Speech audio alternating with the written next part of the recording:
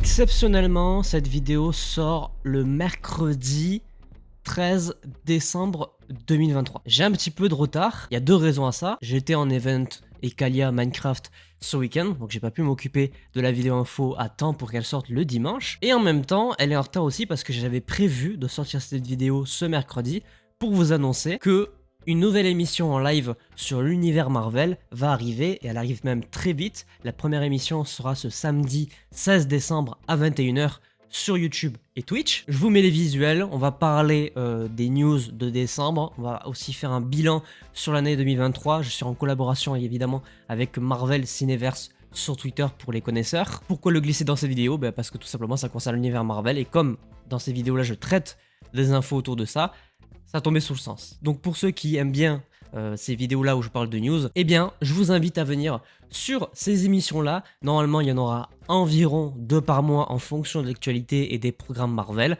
Mais déjà pour commencer, ce samedi à 21h, première émission. Sur ce, on peut parler des news qui sont sorties la semaine dernière. Je vais parler de celles qui sont sorties du 2 au 9 novembre, pour pas traiter celles de cette semaine que je vais quand même évoquer à la fois en live et dans une vidéo qui sortira ce dimanche. On y va chronologiquement, comme d'habitude, on commence par le 2 décembre avec Deadpool 3. On a une rumeur autour de ce programme, comme toutes les semaines. La rumeur qui tourne, ce serait que finalement, Owen Wilson, l'interprète de Mobius dans la série Loki, ne serait pas dans Deadpool 3. Ça n'exclut pas que la TVA soit présente, évidemment, parce qu'on va en reparler justement un petit peu plus tard dans la vidéo. Mais en vue de la fin de la série Loki, de la saison 2, ça tombe sous le sens qu'effectivement, Mobius ne revienne pas à la TVA, comme il le dit plus ou moins explicitement à la fin de la saison. C'est dommage, parce que je trouve que c'est un bon personnage, mais en même temps après ça n'exclut pas qu'on puisse le revoir dans un tout autre programme après avoir lequel. Toujours dans les rumeurs, cette fois-ci du côté des Thunderbolts, ce film qui est prévu je crois pour 18 décembre 2025. Harrison Ford, qui avait été initialement annoncé comme étant présent dans le film, ne le serait finalement pas, donc le nouveau interprète de Thaddeus Ross, Red Hulk. Il sera quand même dans Captain America 4, parce qu'on a vu des photos de tournage, mais par contre, pour l'instant, il n'est plus prévu pour le film Thunderbolt, ce qui est un petit peu dommage parce que je pense que Red Hulk avait largement sa place dans l'équipe, ou du moins en tant qu'antagoniste de l'équipe. Après, ça n'exclut pas évidemment qu'il y ait d'autres personnages du même calibre qui interviennent dans le film, mais pour l'instant on n'y est pas du tout parce que le tournage n'a même pas encore commencé. Revenons sur Deadpool 3, et là évidemment, spoiler alert, si vous ne voulez rien savoir de ce film en termes d'officiel, quittez cette vidéo. Ça rejoint aussi un petit peu ce qu'a dit Ryan Reynolds sur Twitter, sur Instagram, par rapport à tous les spoils. A commencer par donc des photos de tournage, puisqu'évidemment Deadpool 3 a repris son tournage très récemment. 3 choses. La première, c'est la confirmation de la présence de la TVA, puisqu'il y a une image de tournage qui a été publiée où on voit une sorte d'horloge en arrière-plan. On suppose évidemment que c'est la TVA. Deuxième chose, confirmation de la présence de Dents de Sabre, Sabre-Touffe en anglais, le personnage qu'on voit dans à la fois le premier X-Men et je crois dans Wolverine Origins. Là c'est la version de X-Men 1 qui revient a priori dans le film Deadpool 3. Et la troisième, c'est la présence du crapaud, aussi présent dans les films X-Men de la première génération. A noter que la photo qui a leaké présente le crapaud dans une Fantastic Car. Alors il n'y aura pas les 4 fantastiques dans le film évidemment, c'est plein de clins d'œil à l'univers Marvel, mais voilà, ça fait toujours plaisir. Pour en citer d'autres, il y a évidemment le véhicule, la voiture de Red Skull, donc dans le premier Captain America, et toujours dans les véhicules, il y a le camion de glace de Moon Knight, qu'on a vu dans la série. Ces personnages n'apparaîtront pas, c'est vraiment juste des clins d'œil, c'est pour faire des mini caméos, des mini références à ces personnages là, mais j'avoue que dans l'esprit de Deadpool, bon c'est plutôt logique de voir ce genre de caméo, ce genre de référence. Et là par contre, vraie première news officielle de Ryan Reynolds sur Deadpool 3, une première photo du tournage a été dévoilée par le compte Instagram de Dogpool, donc la version chien de Deadpool, où on y voit le crâne complètement défoncé de Deadpool évidemment, avec Dogpool qui lui lèche le visage. Sortie toujours prévue évidemment pour l'instant au 26 juillet 2024. Toujours le 4 décembre, là il s'agit d'une rumeur autour de projets que Marvel Studios préparerait.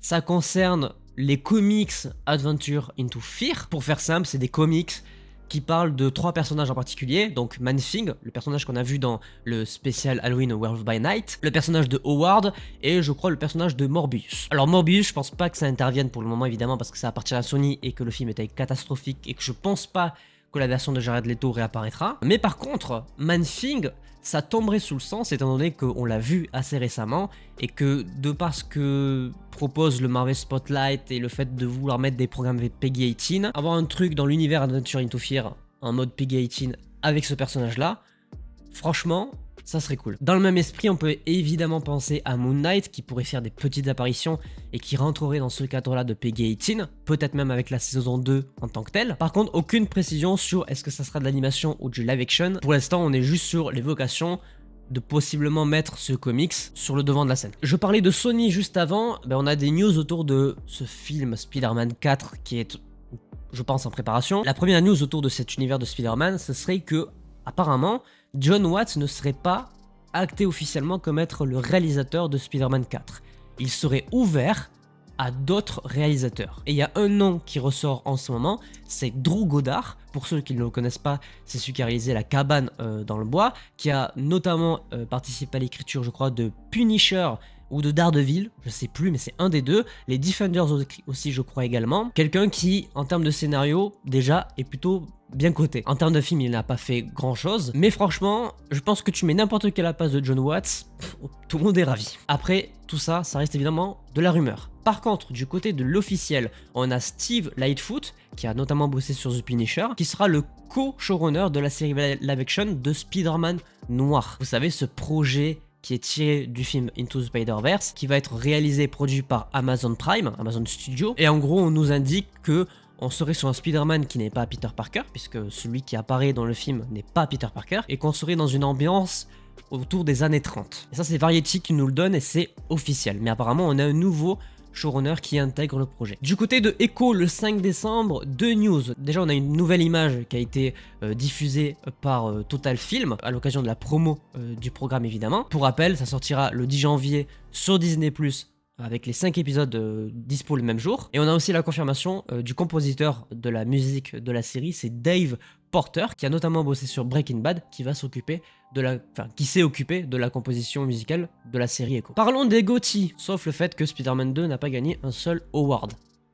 Ça n'a aucun sens. Ils ont annoncé un nouveau jeu vidéo autour de Blade. C'est un jeu décrit comme un jeu solo et mature à la 3e personne se déroulant à Paris.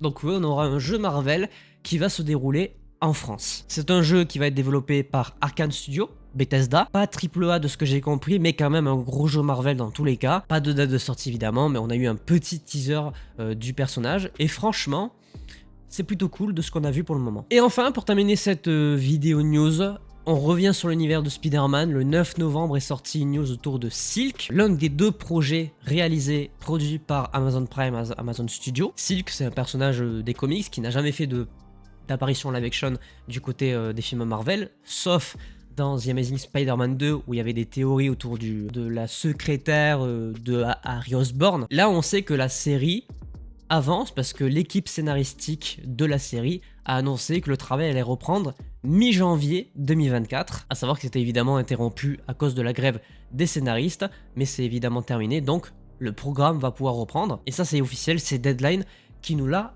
annoncé. Bref, sur ce, voilà toutes les news qui sont sorties autour de l'univers Marvel cette dernière semaine. Évidemment, je vous donne rendez-vous ce dimanche pour traiter des news de cette semaine-là, et ce samedi pour ceux qui sont intéressés par la partie live et qui voudraient évoquer avec nous les différents sujets, les news, le bilan de l'année 2023. Ça sera samedi 21h sur YouTube et sur Twitch. Sur ce, j'espère que cette petite vidéo vous aura plu. N'hésitez pas à laisser un petit pouce bleu si c'est le cas, à vous abonner, à activer la cloche pour ne pas manquer les prochaines vidéos. Et sur ce, portez-vous bien.